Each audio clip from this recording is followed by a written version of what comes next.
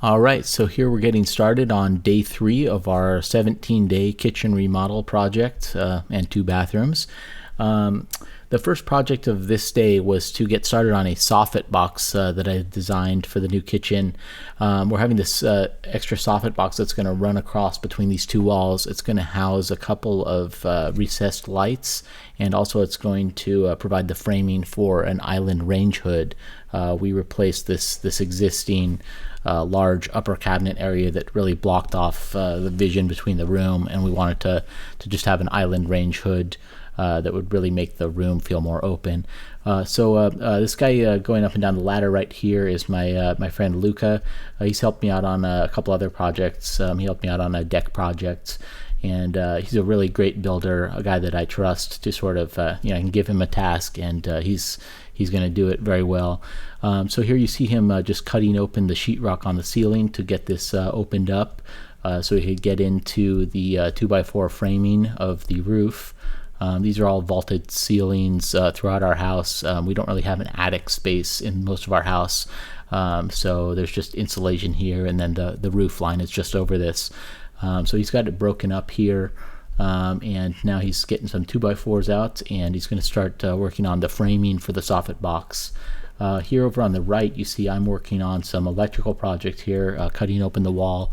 On this wall, I'm planning on also installing a LED TV later, so I'm also running an Ethernet line here, an HDMI line that goes to a direct TV box, and then also running electrical so that I can run the TV out of there.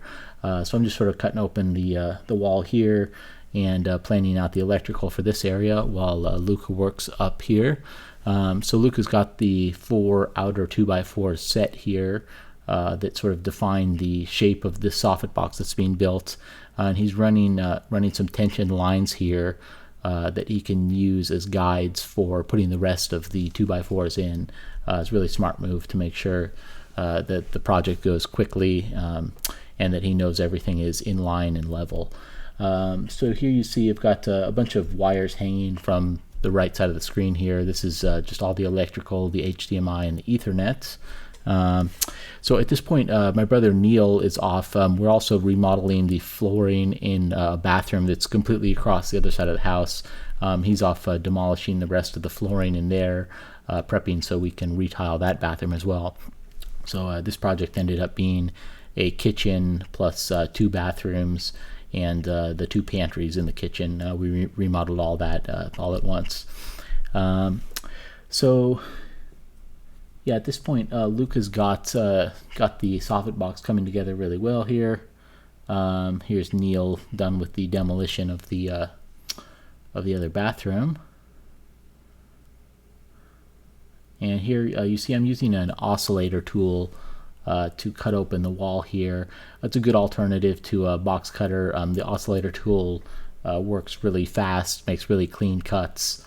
You don't have to constantly resharpen blades, and I found it just works really well. It does make a little more of a drywall mess, I think, but the room was already a complete disaster at this point, and it didn't really matter. So here I'm just breaking open, making sure that I'll be able to fill in this section with drywall later and have studs to go up against. Here I'm running the HDMI cables up. And here's Ernie. Ernie and Eddie came by this day too. I had them come out to help out with the project on several of the days. I think on this day, I believe I have them just go out mostly and focus on building IKEA cabinets. We went ahead and we chose the IKEA section line, which is the IKEA's new line of cabinetry. It's a good, inexpensive option. They have great hardware, German designed hardware. That's my buddy Pete, who was visiting from Boston. He came in this day, brought a 12-pack of beers, and unfortunately I couldn't really stop to have a good time with him. I think we had 1 beer and chatted for a few minutes, but I had to get back to work here. But it was nice to see him. So yeah, with the IKEA section cabinetry, we decided on that because it was a good sort of inexpensive option. I had read a whole bunch of reviews, JD Power and Consumer Reports and stuff, and it seemed like the IKEA stuff was most customers were really happy with it overall when it's finished. The one downside to the IKEA stuff is you do have to build it all from boxes. It just comes as kits. So if you see in the backyard, you can sort of see behind this plastic sheeting, there's Ernie and Eddie back there working on putting together the cabinet frames, which we will install a couple days later. So at this point, you see Luca's got pretty much the entire framing done for the Soffit box. He got it done very quickly. Now he's just working on the framing area for the island range hood. I designed in Photoshop, I just did a topographic and a side view design of the kitchen, of what we're going to do. Designed it down to the 1/4 inch, so I knew sort of where everything needed to be, and so he's basing the placement of this Soffit box and the range hood based on that. And at this point, I'm crossing my fingers, hoping I got everything right. A few days later, once we got everything together, it ended up being really good placement, and the island range hood was really nice. So here you see Lucas just putting in these recessed boxes. I got these blue J boxes where these 2 recessed lights will be. The other electrical thing that I'm doing over on the right side here is installing 2 switches with dimmers for the recessed lights, and then that hanging light you see in the center of the room. So here I'm running electrical across the top through the Soffit box. That was one of the other things that we needed to do in the Soffit box, is run this Ethernet, the electrical, the Ethernet, and the HDMI line through here, because I needed to run the Ethernet and the HDMI across the outside of the house. Was the easiest way for me to get a Ethernet and HDMI signal for this TV that I'm going to put in later. So here you see Lucas putting some insulation back up in where the Soffit box is going to be. We've got most of the brackets and stuff needed in the Soffit box, and now he's starting to cut some sheetrock for the outside of the Soffit box.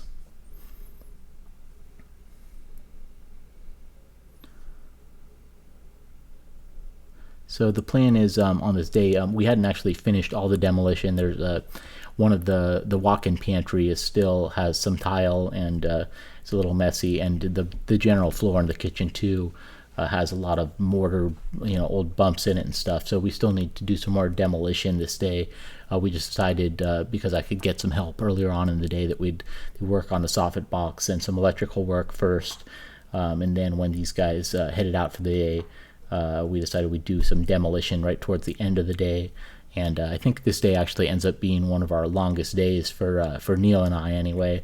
My brother and I think we went somewhere around 14 or 15 hours this day. You'll see as this continues, we get several other things done this day. So now Luca's working on rerouting the this line here. This is the for the island range hood, the ducting for it. So it's a different position than our previous range hood was in. So we had to slightly adjust the ducting here. I think I made about 5 runs to Home Depot on this day. Fortunately, we have a Home Depot that's about 1.5 miles away. So I think overall in this project, I must have went to Home Depot probably 40 times, and that's probably a conservative estimate over the 17-day period.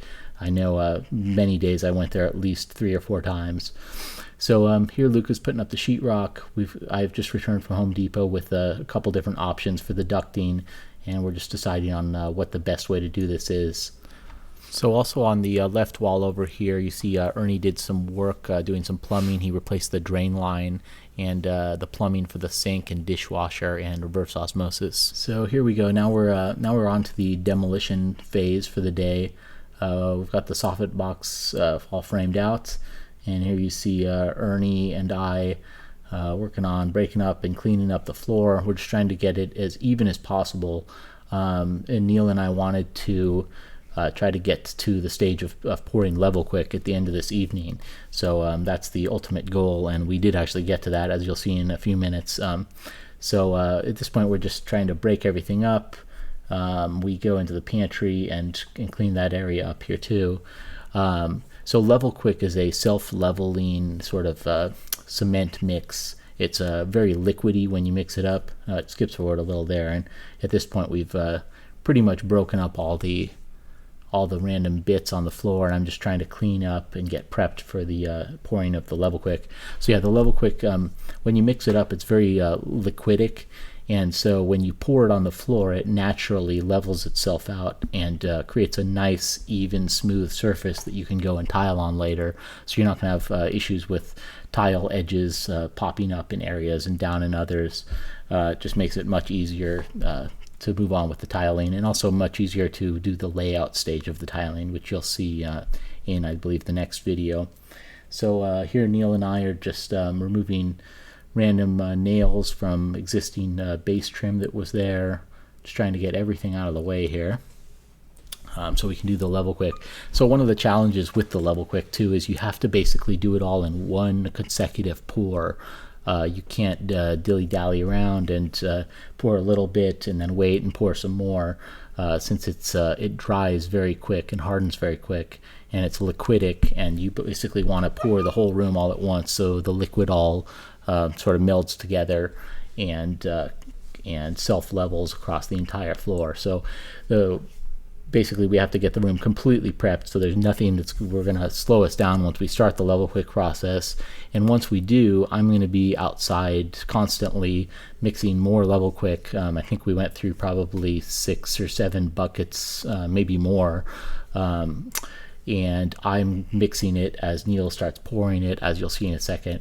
And we basically, the entire pour process only took us maybe 10 or 15 minutes, but it took a lot of time to get to the prep stage to do it. So one of those things in tiling is you sort of always forget about all of the prep work, at least if you were going to do the tiling right and do it well. Neil's a part-time tiling contractor. He's a pro at this, so he knows exactly what to do. But you do your prep work, and the end product turns out much better and professional looking and not amateur. So at this stage, we've got the room pretty well cleaned up. We've vacuumed, so we got all the miscellaneous debris up, because we don't want any random stuff drying in with the Levelquik. And I think at this point now we're basically, I just showed my phone there, I think it said hour number 14, I believe. So yeah, this was definitely a long day. We were exhausted at this point already, and this was the 3rd day in. At this point we're outside mixing the Levelquik, and you'll see there it comes in. There's the first bucket, and Neil is pouring it out, and you see it's got a sort of liquidic consistency, and I'm just mixing more buckets as quickly as I can outside right here and bringing them in as soon as they're mixed and giving them to Neil, and he's pouring it on the floor. And overall, I think we added about somewhere around 1/4 of an inch or so of total height of the Levelquik, and yeah, it just nicely sort of spreads out. It dries very quick, but yeah, as it dries, it self-levels itself. You saw Neil doing some special move there.